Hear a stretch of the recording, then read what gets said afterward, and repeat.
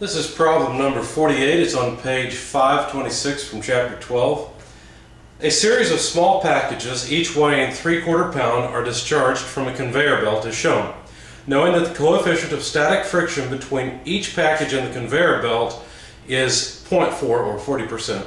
Determine A, the force exerted by the belt on a package just after it has passed point A, and B, the angle theta defining the point B where the packages first slip relative to the belt.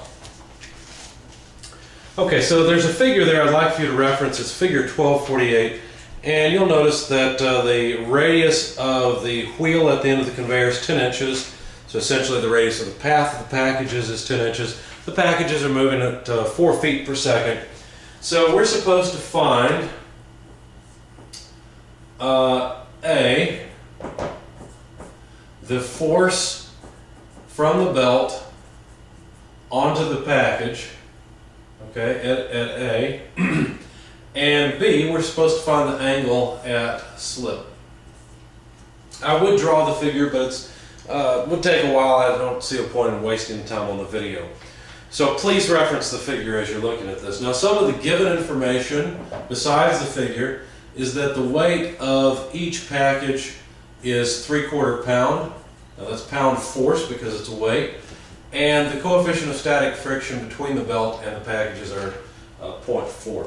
So as usual, we will begin this with a free body diagram. And this is for part A only, because the free body diagram is for part A is as the package has just barely passed point A. That's our analysis point. So here's the weight of the package, and we've got a normal force here, and there could be friction, right? There could be a frictional force. But if you think about it, first of all, let me back up. Let me give you a coordinate system. Our coordinate system will be just x to the right and y up. But if you think about it, you can, of course, sum forces in the y direction, and what you'd find is that in the y direction, the normal force less the weight of the package is, those are the two forces in the y direction, is equal to the mass of the package multiplied by the acceleration in the y direction. Okay? So let's think about what's happening here. Oh, one more thing. Let's sum forces in the x direction before we move away from it. So summing forces in the x direction, we just have the frictional force, or maybe we'd have the frictional force, equals mass times acceleration in the x direction. But if you think about it, friction is something where the frictional force is equal to, it's really not equal to, that's the key to this, it's really less than or equal to the friction coefficient times the normal force. And the only time you get friction is in response to some other force, and so, or decelerating a mass. Now, there's no reason for the mass to accelerate in the x direction at this point in time. Also, there's no other force besides friction. So in fact, the frictional force is 0, right? So this part is 0 because the friction is less than or equal to mu n. One of the problems that students have when they come into this class is typically that they think that friction is always equal to mu n, or equal to mu times the weight, and that's not the case. In fact, the friction can be less than mu n, and in this case it is. And so basically, the acceleration in the x direction and the friction are 0, so there's no need to consider that. Now, back to the y component equation. We know that the package has just barely passed A. Let me draw a section of the conveyor. Here's the wheel. And A is right here at the tangent point. And so if the package has just passed A, then what it means is the package is moving on this curve. And if the package is moving on that circle, then we know that there's a radius of curvature, rho. And we know since the package has some tangential velocity, vt, we know that there is some normal acceleration. And so the acceleration would be in the negative y direction, right? Because the package is accelerating towards the center of curvature. And so this could be just evaluated as negative AN. And so the sum of force in the x direction doesn't do us much good. Let's get rid of it. And let's see, what were we asked to find? We were asked to find the force from the belt onto A, and that's essentially the normal force.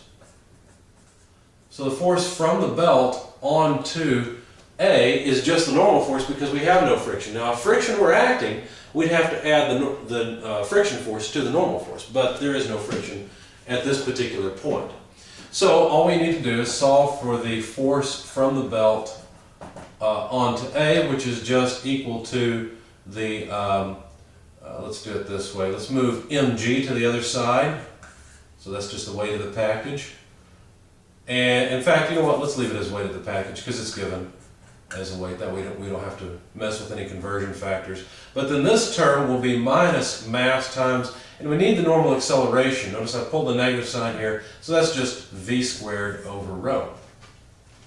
Okay, so finally we can just plug in numbers and answer part A. So the weight of the package is 3/4 pound force. The mass of the package is 3/4 pound mass. Now that 3/4 pound mass will weigh 3/4 pound force. Okay, but we'll have to use a conversion anyway. Because notice we're asked for mass in the equation, we're not asked for force, so we have to plug in mass. Be careful about that. We need the tangential velocity. I didn't write it down, but it's in the figure. That tangential velocity is 4 feet per second, so that's what has to be squared, divided by the radius of curvature. The radius of curvature, I told you, was 10 inches. Once again, reference the figure. So 10 inches. We have a slight units mismatch here. So there's 1 foot per 12 inches. That takes care of the inches. And now what do we have? Well, feet per second is going to be squared divided by feet. So this will be pounds mass feet per second squared when it's done. And a pound mass foot per second squared is a unit of force, just like a foot per second squared is a unit of acceleration. A pound mass times a foot divided by a second squared is force, but it's not the same size as a pound force. They're different. That's why we need the conversion factor, formerly known as G sub C. In fact, it looks like this. 1 pound force is 1 pound mass times 32.2 feet per second squared. At least that's how I remember it. And that would take care of all the feet per second squared in pound mass and give us pounds force for our units. So let's calculate the force on the belt, or force on the package, excuse me, from the belt. So I'll take care of this mess over here first. So 4 squared is 16 divided by 10 multiplied by 12. All I did was invert and multiply that 12. Divided by 32.2, because that's in the denominator, and multiplied by 0.75, make it negative, and add to it 0.75. And what you find is that the force from the belt onto the package is 0.303 or so pounds force. So that's about half of the weight of the package, a little less. And that's our answer for part A. The force from the belt onto the package is about 0.303 pound force. So there's our first answer. The next thing that they asked us to do was to find the angle where the package first starts to slip relative to the belt. Now that's a bit more involved of a problem because now instead of having the package at point A, it's over here somewhere and we don't know where. Let me draw that again to show you what's going on. So the wheel basically that the package is moving along, the package A is finally at this location where it begins to slip, and we'd like to know what that angle is. Okay? Now I don't recall if I set it up this way or from horizontal. Let me look at my notes quickly. Yeah, I set it up this way. Let's see. I believe. We'll find out as we go. In any case, to solve this part of the problem, we need a new free body diagram because now friction will be acting. So let's change our free body diagram. Let's let me make it as a box to make it clear that it's at some angle theta. And let me attach the forces to it. We know that there will be a normal force from the belt, but now there will be a frictional force. Why do I know that there will be a frictional force? Well, now the weight of the package acts down this way. So there's a component of the weight that the friction is going to fight against. Now at this point, the friction is about to lose because the package is just at the point of slipping. And so what that means is that the frictional force at this point is at its maximum. So now we can say that the frictional force is equal to mu n. And so let's write all that down. In fact, let me, while we're at it, let me define an alternate coordinate system with a y or x prime y prime set up here. And basically the angle theta, if I'm thinking right, should also be this angle right here.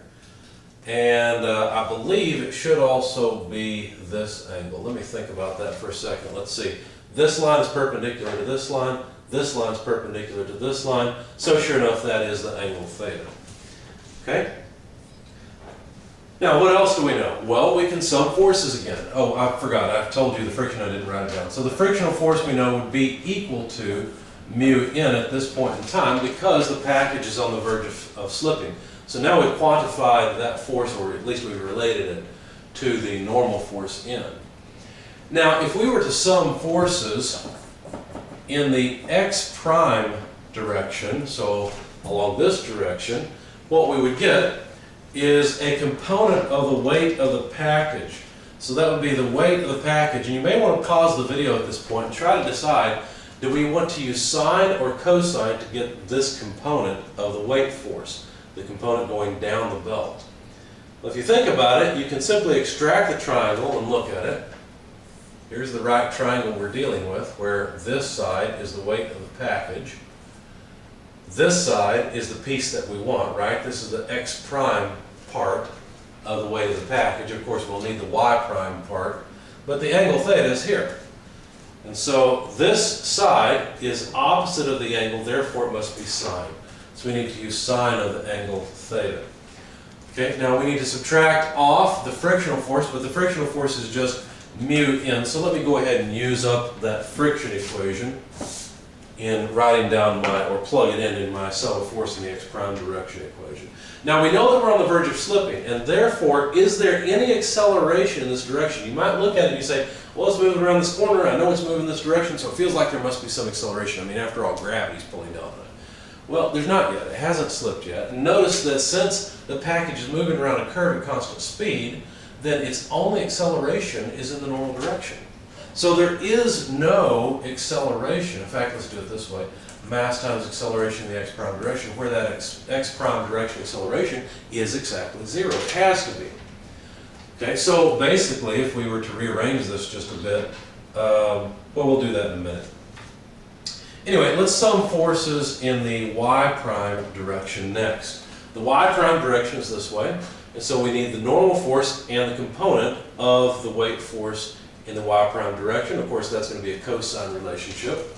So we'd have the normal force, x positive, less the weight of the package, multiplied by the cosine of theta to get this piece. Those are all the forces that act on the package in the y prime direction. And that should be equal to the mass of the package times the acceleration in the y prime direction. Now let's think about this. We said that the package was accelerating towards the center of curvature, and so it's accelerating in this direction. That is opposite to the y prime direction, so this would just be negative a sub n again. All right. Now let's go ahead and plug in the, let's see, let me just solve this. I've solved it differently in my solution, but let me just put the equations together on the board. The question that we had is, what's the angle? So we want to get rid of everything except for the angle. Notice that the angle is an unknown and the normal force is an unknown. Basically, the acceleration in the normal direction is not an unknown because we know the velocity of the package and we know the radius of curvature. So coming up with that is easy. In fact, let's just go ahead and put a number in for that just so that we know. We won't plug it into the equation, but just so that we can put our minds at ease. The acceleration in the y prime direction is equal to the negative of the normal acceleration, which is the negative of the tangential velocity squared over rho, and that's just 4 feet per second quantity squared divided by 10 inches times 12, or excuse me, times 1 foot per 12 inches. And, let's keep the 12, get rid of the inches. And this acceleration is just negative 19.2 feet per second squared. So what I can do now is just leave AY prime in, and you can see that it's a known. We don't need to substitute for it anymore. So this is a known.